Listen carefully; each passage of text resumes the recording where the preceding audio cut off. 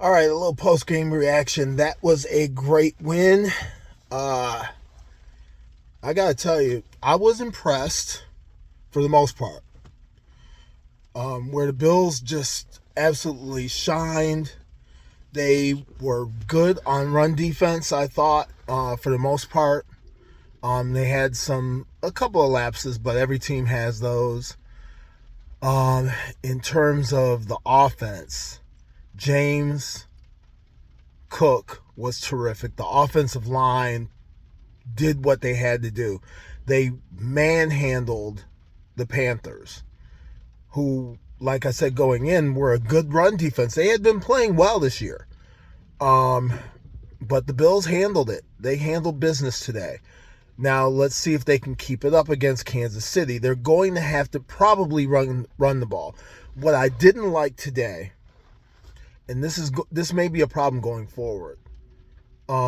It's been a problem, and it still is.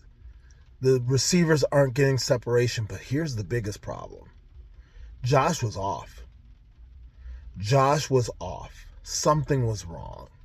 I don't know what it was, but he was missing receivers. He had receivers that were, when he did have open receivers, he missed them. And there were times when receivers weren't getting open. I don't know if he was afraid of turning the ball over. I don't know if he was, you know, doing whatever in terms of being hesitant to throw the ball and therefore, making his mechanics off. But whatever it was, it did not look good. I mean, when he was about 50% today, and that's not going to cut it in the National Football League. He's got to get that cleaned up.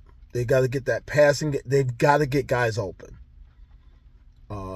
Like I said, there were a couple of times where guys were open, so hopefully that will, hopefully they can do more of that. But man, they got to do something about that passing game. But the running game was terrific today. Hopefully they can do that against Kansas City because they're going to need to keep Mahomes and crew off the field. We'll see you next week. Go Bills.